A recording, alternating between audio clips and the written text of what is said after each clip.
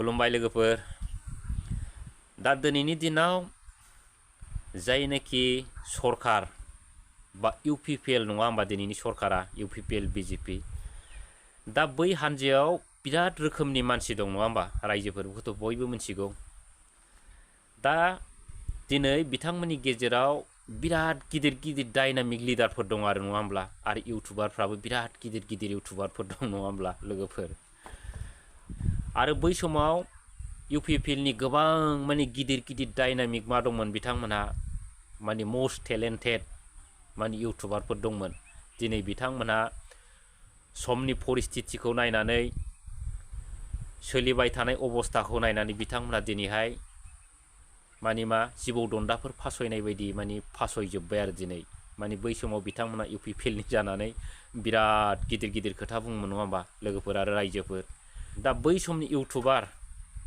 प्रकाश नार्जारी बिथां नङा होमब्ला आरो बेजों लोगोसे बड'लेण्ड टाइगार दंमोन दिनै बिथांमोना नैबे समनि थासारिखौ नायनानै दिनै बिथांमोना गाव गावनि थांनानै थानायनि लामायाव दिनै गोदोनानै बिथांमोना सोरबा इउपिपिएलनि फारसे बा सोरबा एबसुनि फारसे बा सोरबा प्रमद बर'नि फारसे जानानै दिनै बिथांमोना माने अनेक माने ससियेल मिडियायाव ओंखारनो बाबाय जिहेतु दिनै बिथांमोना गुबै महरखौ नुबाय दा बिथांमोना एकमात्र नाम मात्रयै ओरैबायदि सिथाबनानै दं माने बै मस्लानि थाखाय मस्ला माने बे लेखा बिलाइनि थाखायल'सै आरो ओमफ्राय गासिबो गोरबो गोसोफ्राव माने मा होनो माने बै इउपिपिएल हान्जा बा बिटिआर सरकारजों गैला आरो दा दिनैनि दिनावबो नैबे मोनसे भिडिअखौ नायनानै लाग्रो लोगोफोर दा बिथांखौबो दिनैनि दिनाव सासे बिराद गिदिर डायनामिक माने इउटुबार माने मोस्ट टेलेन्टेड इउटुबार बुंनांगोन आरो दा बिथाङा मा बुंदों बे भिडिअखौ एसेबाबो नायनानै लाग्रो लोगोफोर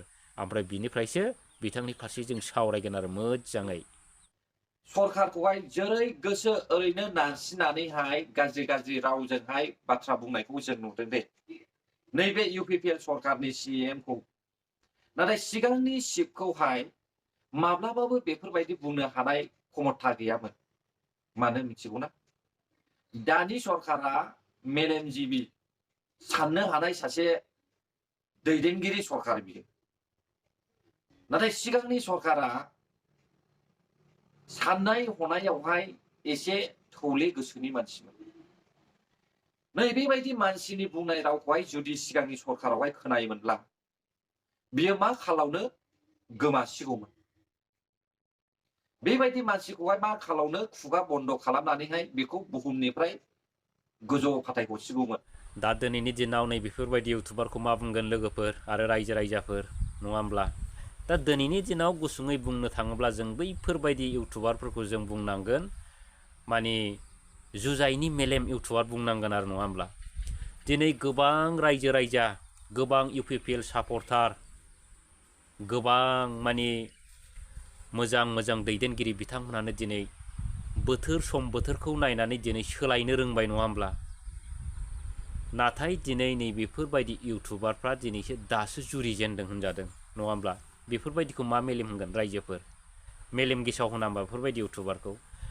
बिथाङा बुंदों दानि सरकारखौ जेरै गोसो एरै रायनो हायो नङा होमब्ला बखिनो हायो अनेक बाथ्रा बुंदों बिथाङा नङा होमब्ला दा मेन पइन्टआ बेनो जोङो दिनै दाय गैयाबा सोरबा सासे मानसिखौ माब्लाबाबो रायनो हाया हागोनसै जिन्दिगियावबो हाया प्रमद बर'आ जुदि दिनैनि दिनाव दाय गैयामोनब्ला प्रमद बर'आ मा लांखौनो सोरखौ एक्सन लानानै मा खालामग्लुंसिगौ बेखौ गोसोआव दं नोङो जाम्बा बुरबक लरग' दिनै नोंथांमोननि जेनाखि सरकार बै सरकारनि बिथोराव गुन्दागिरियासो सोलियो जाम्बा बुरबक दिनै नोंथांमोननि सरकाराव बेफोरबायदि बुंनो हायो बिपिएफनि सरकाराव बेफोरबायदि बुंनो हाया होनदों दिनै नोंथांमोननि मावनायखौ सिन्था खालामग्रो बुरबक दिनै इउपिपिएल सरकारा मा मावदों जों जाथिनि थाखाय मा डेभेलप लाबोदों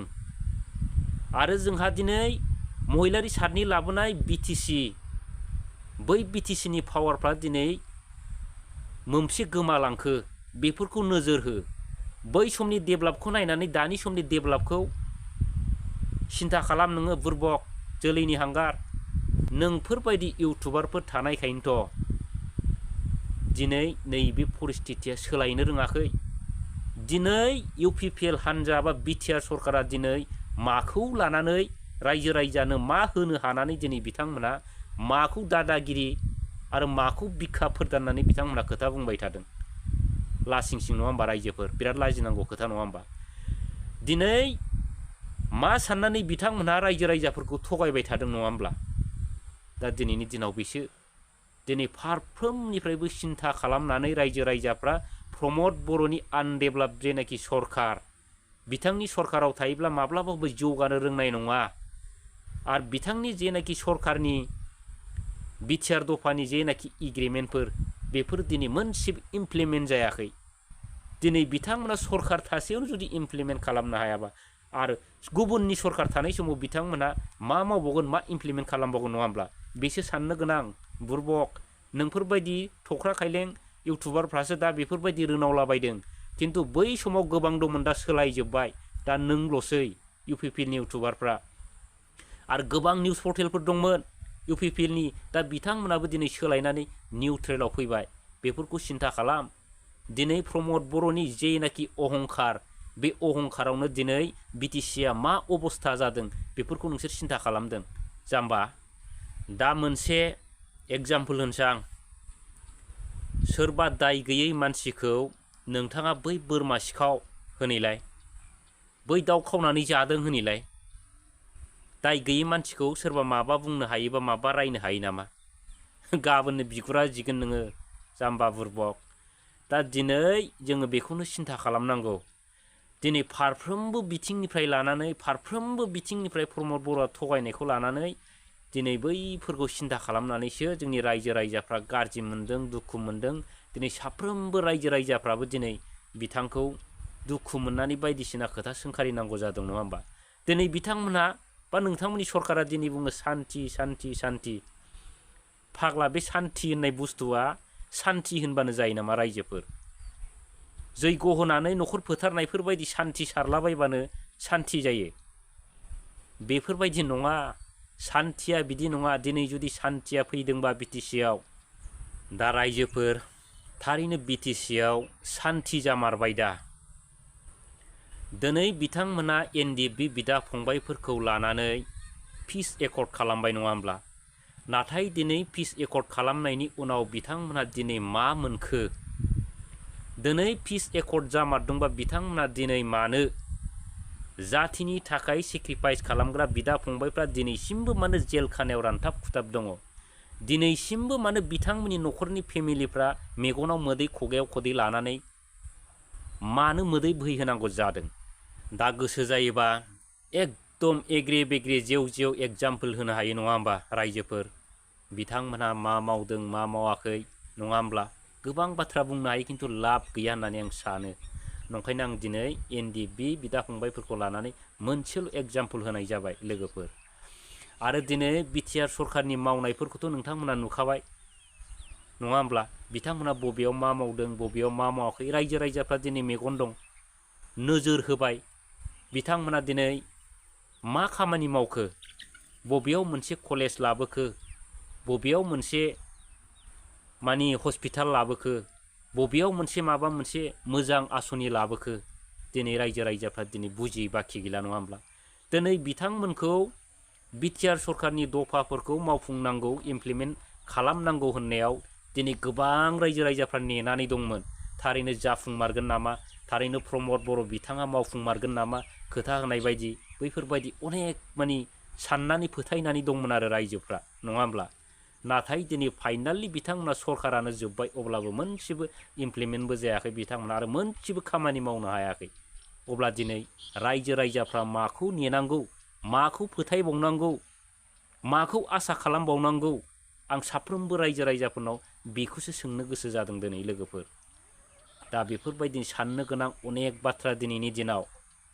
दिनै बिथांमोननि जेनाखि सापर्टारफोर अनेक बायदिसिना बुङो, गोबां बायदिसिना लानानै बिथांमोना देरगानाय खोथा बुङो, नाथाय दिनैनि दिनाव लासिं सिं। आरो इउटुबार बिथाङा बुंबावदों बै समाव महिलारि सारखौ जेबो बुंनो हायामोन, बै समाव जुदि बेफोरबायदि बुङोमोनब्ला देथारनानै बा माबा मोनसे खालामनानै माने बिथांखौ बिदाय हरोमोन होननानै बिथाङा बुंदों नङा होमब्ला। दिनै नोंथांनाव बेफोरबायदि बुंनो हानाय मा प्रुफ दं महिलारि सारादि बिदि खालामो, मा प्रुफ दं? आं बेखौसो सोंनो लुबैदों। थारैनो नोंथाङा बिनि फिननायखौ होनो हागोन नामा? बेसो साननो गोनां बाथ्राया। दिनै महिलारि सारा रायजानांगौ बा बुंजानांगौनि खुनु प्रश्नआनो गैया। जिहेतु दिनै बिथाङा बै समाव गावनि सरकारनि दिनाव बिथाङा मा मावनांगौ दिनै मावबोजोबदों। कलेजनिफ्राय लानानै, स्कुलनिफ्राय लानानै, हस्पिटालनिफ्राय लानानै, CIT निफ्राय लानानै, इन्जिनियारिं कलेजफोरनिफ्राय लानानै दिनै बिथाङा गोबां एग्रे बेग्रे जोबनो गैयै दिनैसिम BTC-आव डेभेलप जानानै दं आरो गोबां खामानि मावदों दिनैसिम बिथाङा। नाथाय दिनैनि बे सरकारा मा मावदों? बबेयावबा गंसे कलेजखौनो लुनो हादों ना लामा दोंसेखौनो बानायनो हादों? दा बेफोरबायदि आरो लोगोफोर, माने अनेक माने खोथा बुंनो हायो, नाथाय बांद्राय जुदि खोथा बुंब्ला बिथांमोना अनेक दुखु मोनो आरो। दा बिदिनो गोबां बाथ्रा बुंब्ला बिथांमोनाथ' दम होलाबायोबो। गोबां घटना जाबाय। बिथांमोना गावसोरनि बायदि बानजानाय बायदि मोनाब्ला मानसि लगायनानै एटाक खालामहैयो। ससियेल मिडियायाव गोबां नुयो रायजोफोर, नङा होमबा? दिनै बिथांमोना गावसोरनो दादागिरि खालामो, गावसोरनो गुन्दागिरि खालामो। दिनै महिलारि सारखौ दिनै बिथांमोना उल्था बुङो, नङा होमबा रायजोफोर? दा बेफोरबायदि अबस्था। नैबे दिनैनि समाव आं बेखौनो खावलायगोन, UPPLनि सापर्टार बिथांमोनहाबो एसे सिन्था खालामदो। बोथोरा फैगासिनो दं। बै फैगोन बोथोराव जुदि नैबे समाव जुदि आरो बुजिनो रोङाबा बै जाथिया जोब्बाय। आगोलनिफ्राय बुंबाय थादों आरो गोरबोनिफ्राय बुंदों आङो। आंहा बिथांमोननि बायदि चिफ जानाय, MLA, MP जानायनि कुनु सिमां नुवाखै आं। जिखालि बड'लेण्ड जेंनाया जोबगोन, ओइखालि डायरिखौ फुल स्टप खालामनानै आंबो सौरागुरि गामियाव थांनानै आंनि गामिनि आमाय आनै आइ आफा रायजो राजाजों संसार जाहैगोन। आंनि हिसाबा बेल'। दा दिनैनि दिनाव नैबे भिडिअ'दि आं दासो होलांदों, बेखौ नुनानै इउटुबार नोंथाङा मा बुजिखो? थारैनो ओमफ्राय नोंथांमोना बड'लेण्डखौ लाबोमारबाय दा बड'लेण्डआ जाबाय नामा? दा बेफोरबायदिनो मोनफा मोनफा एग्जाम्पल दं। दिनैसिम जुरिजेननायनिफ्रायनो लानानै प्रमद बर'नि थगायनाया दिनैसिम ससियेल मिडियायाव मोनसे बिराद गिदिर हिस्ट्रि जानानै थासिगोन। जुरिजेननायनिफ्रायनो लानानै दिनै बिथाङा दिनैसिमबो थगायगासिनो दं। थगायनायानो दिनै जोबा आरो बिथांना। माने थैजासिम, गावनि सरकार जोबजासिम बिथांनि थगायनाया सोलिलांबाय थागोन आरो मा। दिनै परिबर्तननि नाम लादोंमोन, न'खर न'खर साख्रि होनायनि। होबाय, नोंथांमोना मोनबाय। इउटुबार बिथांमोना साख्रि होनो हाबाय नामा? दिनै मावरिया खावरिया मावनानै जाग्राफोरनि थाखाय गोबां सुबिदा होनांगौमोन। दा सुबिदाखौ होनो हाबाय UPPL सरकारा, BTR सरकारा। बन दाननानै जाग्रा, ना सारनानै जाग्रा, मैगं थाइगं फाननानै जाग्राफोरनो अनेक सुबिदा होनांगौमोन नोंथांमोना। होनो हाबाय रायजोफोर, मोनसेबो गैया। दा बेफोरखौनो दिनै रायजो राजाफ्रा सिन्था खालामबाय। आरो बेखौ बारहोदो, बिथाङा गिबि टाइमाव बुंबावदोंमोन गाव सरकार फैयोब्ला BTC-खौ सुइजारलेण्ड बानायनो। दा सुइजारलेण्डनि अबस्थाया मा? जोंनि BTC-आ सुइजारलेण्ड जाबायबा बे BTC सुइजारलेण्डनि अबस्थाया मा नोंथांमोना नायदों दा रायजोफोर। दा बेफोरबायदि अबस्था आरो। दा बिथाङा गोबां रेकर्ड थालांसिगोन। दुरान कापआव दिनै बिथाङा सासे CM जालायनानै गुबुननो गानहो नांगौ आर'नाइखौ गावनो गोदोनायाव थ्रोब सोनानै आलायनानै लानाय। बेफोर CM-नि रेकर्ड रायजोफोर। आरो जोबनायाव मा बुंबावदोंमोन रायजोफोर? जेब्लानाखि BTR दफाफ्रा जुदि इमप्लिमेन्ट जायाबा बिथाङा सुइसाइड खालामनांगौनि थारिखबो होदोंमोन। नाथाय बै थारिखआ फैगासिनो दं। दा महिलारि साराबो बेखौनो बुंदों दिनै गोबां माने ससियेल मिडियानि गेजेराव। बिथांना समा सफैबाय, 9 एप्रिला बिथांनि सुइसाइड जानायनि दिन, बिदाय जानायनि दिन। दा बै समाव बा खोथा होनाय बायदि बिथाङा मावफुंनो हागोन ना हाया, बेखौसो जोङो बयनिबो गोसोआव सोंलु थाबाय रायजोफोर। दा फाइनालाव बिथाङा हानायबो नङा आरो बिथाङा BTR-नि मोनसेबो दफाफोरखौबो मावफुंनो हानायबो नंला। दिनै फाइनालाव बिथांनि मावफुंनाय, बिथांनि रादाय, दिनै नैबे 2025 मायथाइयावनो बिथाङा अराय समनि थाखाय बिथांनि साननाय हनायफ्रा माने जोबजोब्बाय होननानै साननानै लानांसिगोन आरो जिहेथु जोबाबाबो बिथांनि सरखार जोबनाय लोगो लोगो बिथांनि जेनाखि भाषन बेफोर ओमफ्राय जेनाखि टारगेट माने जेनाखि थगायनाय बेफोरखौ जोङो जोब्बाय होननानै साननानै लाबाय आरो बे समाव बिथांनि बुंनायखौ रावबो खोनासंग्रा रायजो राजा गैला। दा जिखुनु गोबां बाथ्रा सावरायबाय लोगोफोर आरो रायजो राजाफोर। दा जोबनायाव फिन खनसेबाव साफ्रोमनिबो सिम आंनि गोसो गोरबोनि अननाय खुलुमनायखौ नोंथांमोननो गोरबो गोसोजों फिन चेनेलाव बरायनानै लानानै दिनै बेयावनो भिडिअखौ दोनथ'बाय लोगोफोर। खुलुमबाय।